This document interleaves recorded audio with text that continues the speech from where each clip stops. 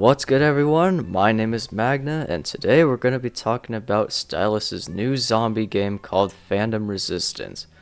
This game just released a couple days ago alongside with the Christmas update for Phantom Forces, and it is a paid access game.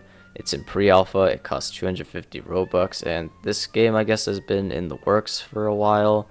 It's pretty much like COD Zombies, but in Roblox. I know there's a bunch of other games like that, but I decided to check it out because a lot of people are checking it out, and zombie games are kind of fun once in a while. So this video will just be breaking down my live reaction and giving my overall thoughts on the game. Alright, but if you're new here, feel free to check out my other Phantom Forces content. But with all that being said, let's get into the video, shall we? Alright, so when you load up the game, you spawn in this kind of like little lobby here, and there's a couple different elevators and things like that with different maps, so you can go in one of those. I believe it is multiplayer, but for this first round I just played by myself, and as you can see there are two currencies on the top right. You have credits and volts. I'll get to those later. Those will basically be used as like revive points, I guess, in case you get downed.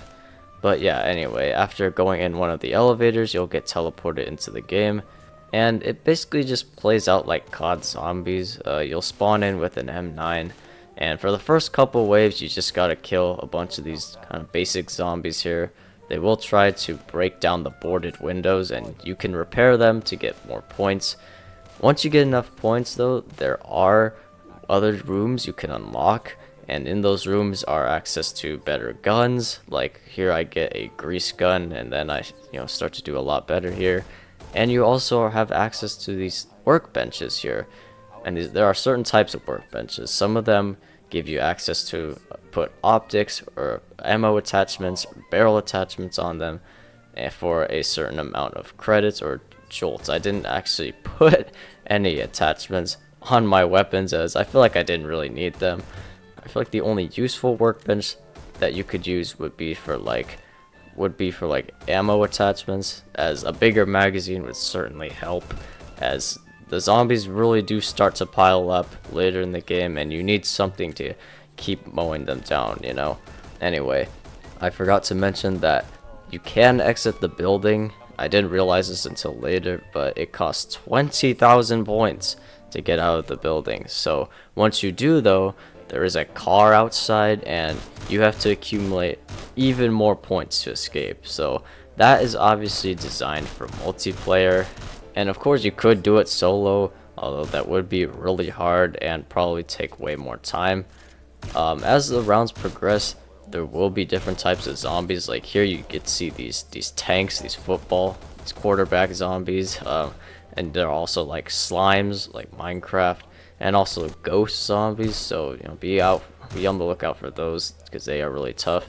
If you want to refill your ammo on this map specifically that I played, you have to go to one of these back rooms, and there will be an ammo refill container. But before you actually refill your ammo, you have to turn on the power, and there are multiple power boxes through the map. One of them is here in this bathroom, and obviously that costs points to unlock. The power will only be on for 5 minutes though, so you have to be aware of how long the power lasts. There is also another power box if you go down into the basement, which here I did, and well, things were getting hectic here. So again, I guess I don't know if this is randomized. I only played one map, but if that is, then yeah, that'd be pretty cool if it was.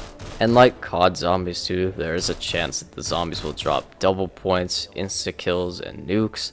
So if you're familiar with that, it's kind of the same thing, but just in Phantom Forces style. And overall, it took me a while to actually play the game.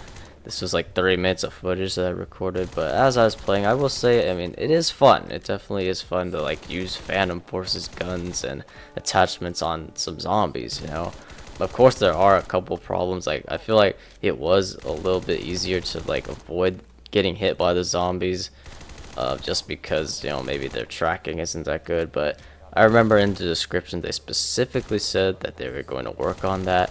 But I also think maybe they could also add make more use for attachments.